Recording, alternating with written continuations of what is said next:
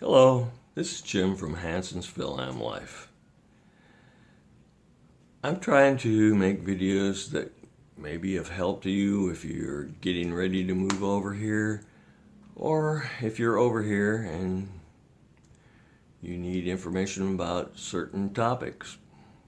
That's why I ask for contributions of ideas from my subscribers and viewers. One topic is, if you're an expat living overseas, how do you vote in U.S. elections? Well, if you're interested in voting when you're living overseas, you want to vote in elections back in the U.S., then there is a simple process. You need to go to fvap.gov,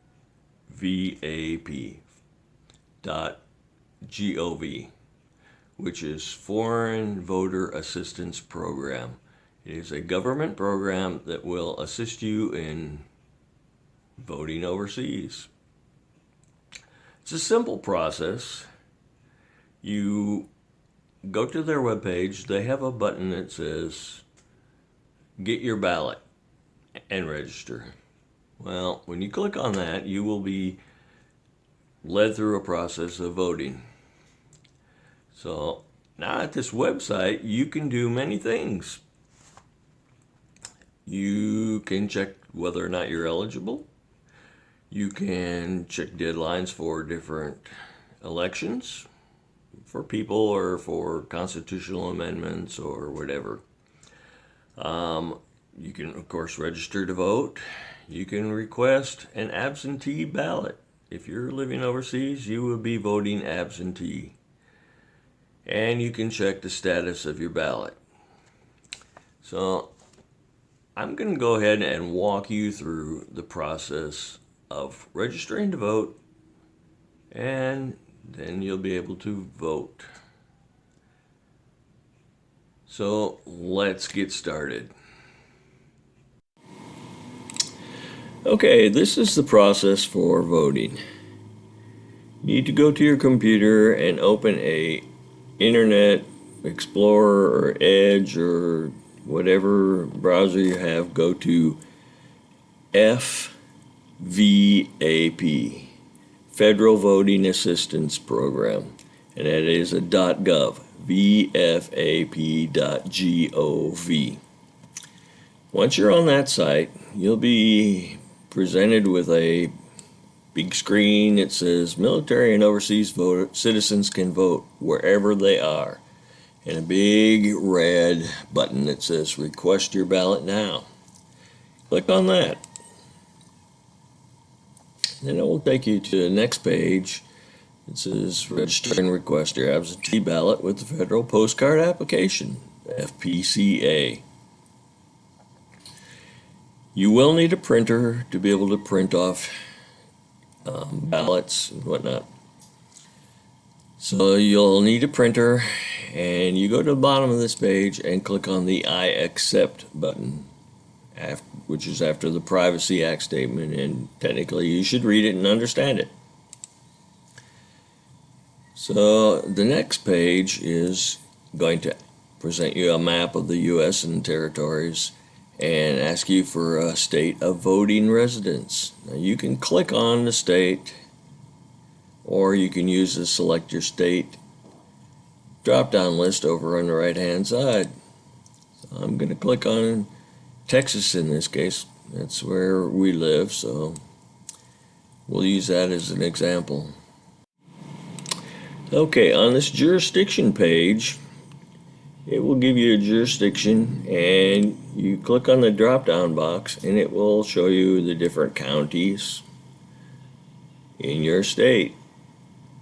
So I am going to select my county and click on the next button. Next page is absentee ballot classification.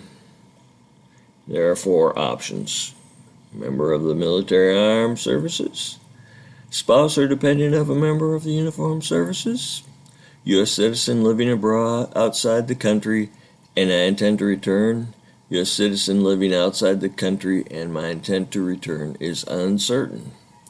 Select the appropriate selection. Mine would be U.S. citizen living outside the country and I intend to return. Then click on the next button. Fill in your personal information and your contact information. Here's personal identification. In Texas, you must provide either a Texas-issued ID number or the last 4 digits of your Social Security number. You have to be prepared to give them that. So it has a block for Social Security number, the last 4 digits only, or the driver's license or ID number. And there's an option for entering none on the form. There's an option over on the right-hand side, also of selecting political party. After that information is full, then you click on Next.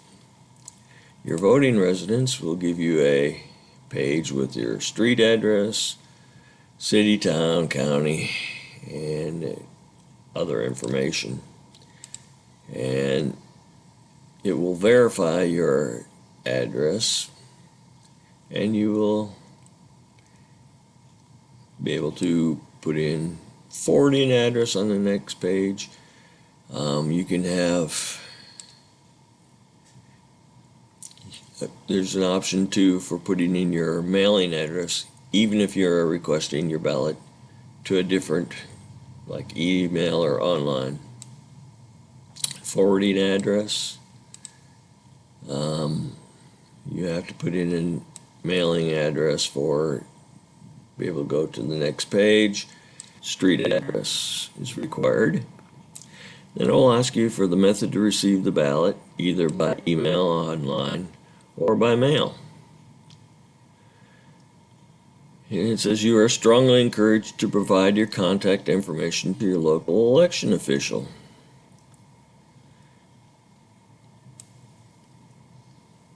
And then it gives you the fields for telephone, fax, email, and alternate email. And you must select the method to move on to the next page. Additional information is the next page. Designate the period for which you want to receive ballots. All elections from which I am eligible, all federal elections for which I am eligible, or the next election for which I am eligible.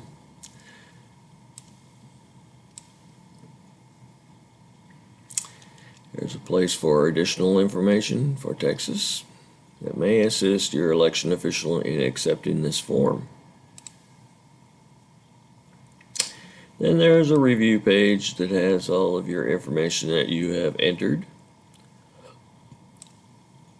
And if you click on the next page, it says complete your FPA package. I selected mail, so it's going to tell me to print and sign my FPCA and send my election materials.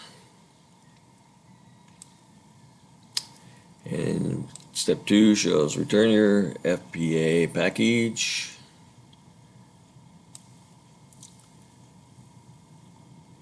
And you can print a standard US envelope or a C4 Europe envelope. And it shows you federal election deadlines. So sign up to, step 3 is sign up to receive voter alerts. And then finish, and that will give you your registration to vote. Now, if you selected mail, you're going to have to mail that form in. And once they get it, they will review it and either approve it or not. And you can check that on this page, on the fvap.gov page. If you send it by email, it will be given the same scrutiny. You have to provide an identification and like the last 4 of your Social Security number for the email. We'll give them information to verify if you have registered in that district before. It should be much easier for them. If it's a new district, well, We did it last year, and Julie's had a problem, and we didn't discover it until after the election, so her vote was not included. It was a fairly easy process, so if you're interested in voting, that's the process. Go after it, and they do have help available on their webpage. Thank you for watching, and I hope to see you in the next video. Have a nice day.